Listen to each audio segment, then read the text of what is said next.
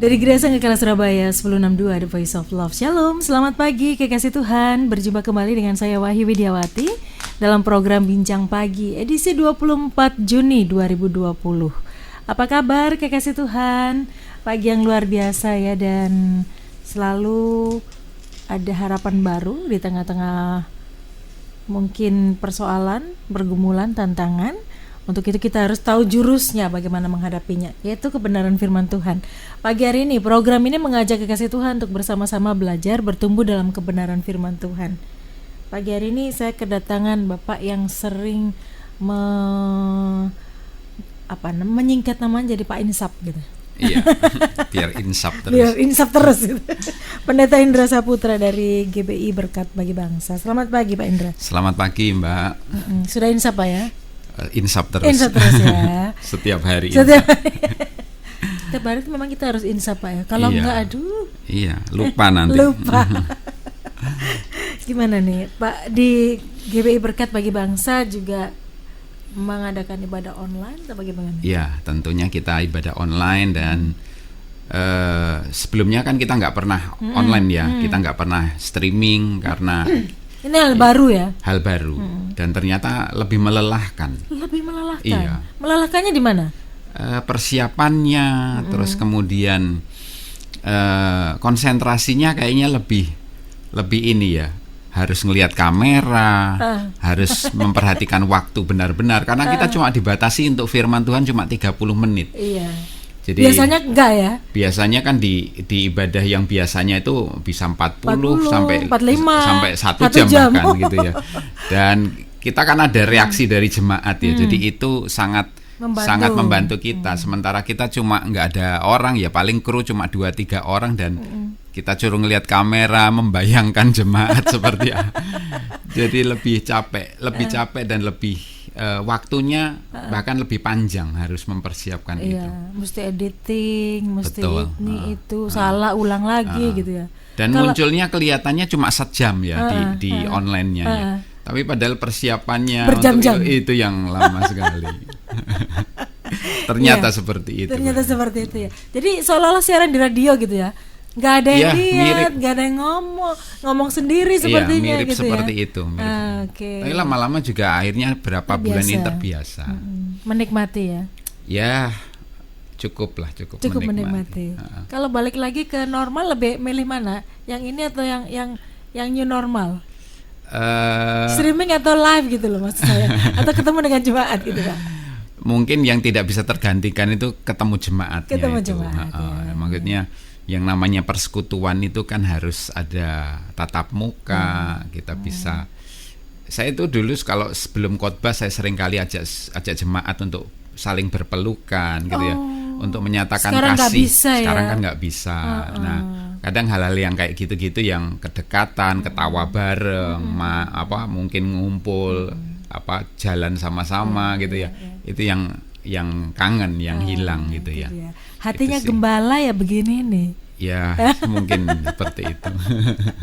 Ya, kekasih Tuhan, memang situasi tidak ideal yang sedang kita hadapi. Untuk itu kita harus bisa menyesuaikan dengan kondisi ini. Dan pagi hari ini Pak Indra tertarik untuk mengangkat satu topik perbincangan yang harus mau tidak mau kita lakukan di rumah, yaitu mesbah keluarga. Iya. Oke.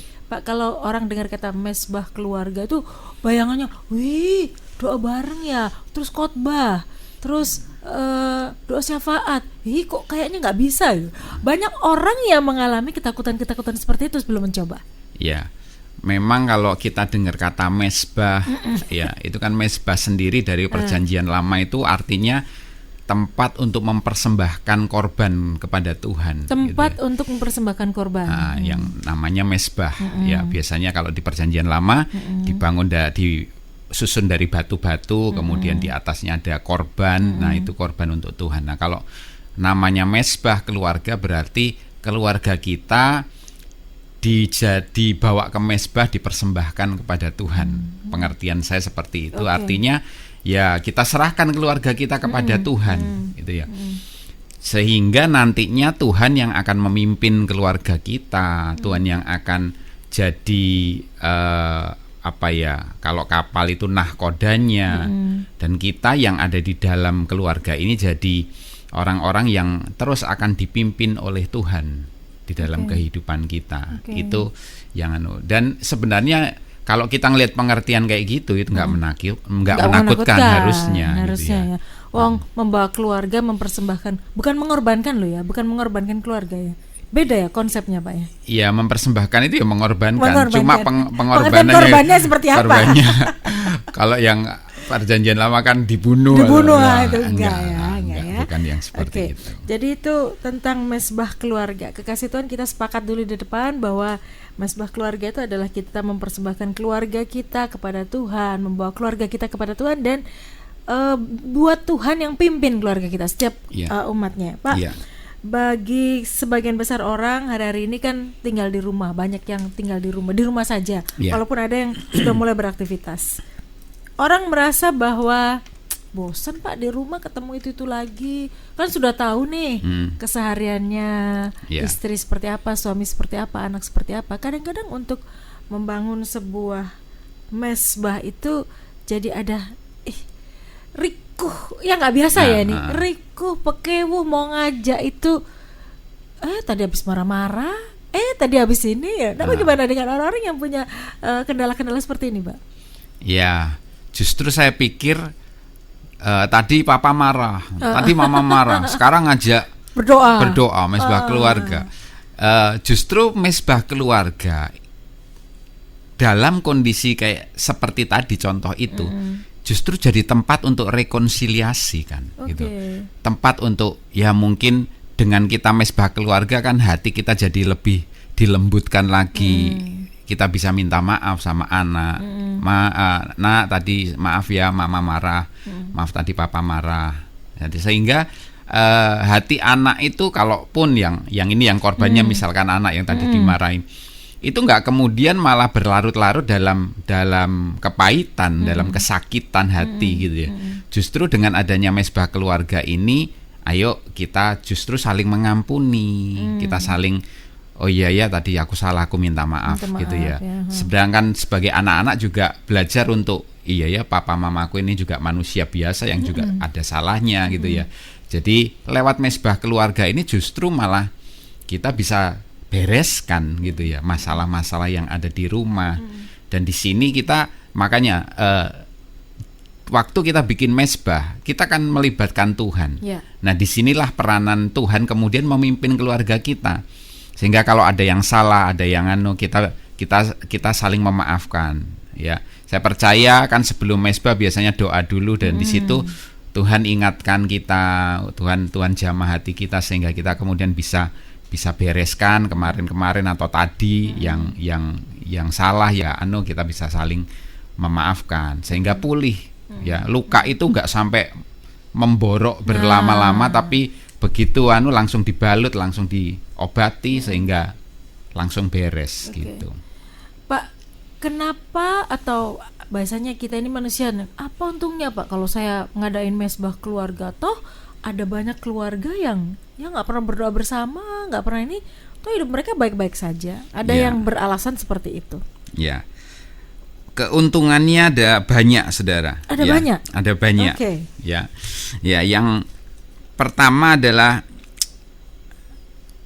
keuntungannya keluarga jadi berfungsi. Maksudnya berfungsi bagaimana nih Pak? Nah, firman Tuhan kan mengajarkan bahwa papa atau ayah atau bapak itu sebagai kepala rumah tangga. Ya, kalau mungkin secara rohani kita seringkali sebut sebagai imam. Nah, inilah waktunya fungsi itu dikembalikan. Ya, jadi saya pikir gini, Mbak, kenapa kok Tuhan izinkan COVID pandemi ini sampai ada? Tuhan izinkan. Itu salah satunya karena Tuhan itu ingin mengembalikan fungsi ayah di dalam keluarga. Karena dipaksa di rumah ya. Iya. Dan kemudian fungsi gereja. Ya. Karena banyak orang sampai hari ini masih berpikir gereja itu gedung. Padahal gereja itu kita. Gereja itu manusia. Dan saya mungkin sedikit perluas, gereja itu keluarga. Jadi kalau saat ini saya pakai istilah setan menutup satu gereja, ya, Tuhan bisa membuka, misalkan di satu gereja itu 100 keluarga, berarti Tuhan bisa membuka bukan cuma satu tapi 100 gereja baru. Jadi di rumah masing-masing. Di rumah masing-masing. Yeah. Nah, inilah sebenarnya ini yang Tuhan inginkan gitu. Bahwa gereja itu bukan gedung, tapi kita secara pribadi juga keluarga-keluarga ini. Dan kalau mesbah keluarga ini dimunculkan atau diadakan, maka fungsi ayah, fungsi papa, fungsi seorang bapak itu dikembalikan sebagai imam dalam keluarga, yaitu apa? Membawa anak-anaknya, membawa istrinya, membawa keluarganya dipersembahkan kepada Tuhan. Ya. Oke. Seperti itu. Apakah bapak saja yang harus diaktifkan dalam mesbah keluarga ini? Oh, tentu tidak. Nah, tentu istri juga, tentu anak juga. Nah, nanti fungsinya di sini yang pertama tadi kan seorang ayah, ya. Yang berikutnya fungsi seorang istri juga dikembalikan sebagai penolong, ya. Dan anak-anak juga difungsikan untuk mereka di tempat mesbah keluarga ini diajar untuk melayani, diajar untuk berdoa, diajar untuk mengerti orang tua dan lain sebagainya. Makanya sebenarnya mesbah keluarga ini akan jadi hal yang menyenangkan kalau di situ nggak cuma melulu omongannya cuma firman Tuhan terus, tapi di sini orang tua bisa share. Nah, papa ini kerjaannya sekarang lagi sulit, ayo doain yuk, gitu ya. Ini kondisi lagi kayak gini, bahkan mungkin ngomong aja papa lagi di PHK, papa udah nggak punya kerjaan, ayo berdoa sama-sama. Sehingga anak itu punya perspektif yang lebih luas, nggak cuma aku minta. Apa hal-hal seperti itu bisa dibicarakan dengan anak-anak? Harusnya bisa. Harusnya. Dan saya pikir sekali lagi mesbah keluarga bukan cuma sekedar jadi tempat untuk ngomong Alkitab saja, tapi juga kehidupan kita gitu ya, kehidupan suami istri, kehidupan rumah tangga, pekerjaan kita itu bisa kita sharekan ke istri, ke anak-anak kita. Sehingga kita itu akhirnya jadi satu keluarga yang saling support gitu ya, saling membangun. Istri ngerti, oh kerjaan suamiku sedang goyah ini. Anak ngerti, oh ini papaku lagi ngalami masalah kayak gini. Jadi aku cancel semua keinginanku, permintaan-permintaanku, aku skip, aku tinggalkan dulu ya. Nah, ini akan membuat seorang ayah yang ketika dapat support dari anak-anaknya, dari istrinya, itu akan bangkit kembali semangatnya, kalaupun dia ngalami seperti itu gitu ya. Dan istri sebagai penolong, dia bisa menjadi perantara antara anak dan suami, kemudian dia bisa kasih support suaminya, ajak anak-anaknya, yuk doain papa yuk, dan lain sebagainya. Jadi semuanya bisa berfungsi di sini. Jadi fungsi ini harus diaktifkan lewat mesbah keluarga. Jadi tidak harus seperti ibadah liturgis begitu, enggak Pak? Iya, jangan. Itu nanti kekasih Tuhan Pak Indra juga akan berbagi bagaimana sih caranya untuk melakukan mesbah keluarga. Ada orang-orang yang kagok gitu Pak, mungkin yang biasa pinter ngomong seperti Pak Indra, biasa khotbah, mungkin itu hal yang ngomong gitu aja mudah ya. Tapi kebanyakan pria khususnya pria Asia dan Indonesia susah untuk ngomong, mengungkapkan apa yang dirasakan begitu ya. Rasanya rikuh, pekewuh gitu ya. Nanti Pak Indra akan berbagi. Oke, nanti saya akan sampaikan itu. Sebelum ke sana masih ada banyak tadi Pak Indra bilang keuntungan kalau kita melakukan mesbah keluarga. Apalagi Pak selain berfungsi tadi semuanya. Iya. Kemudian yang berikutnya, keluarga akan menjadi kuat dengan adanya mesbah keluarga. Menjadi kuat. Iya.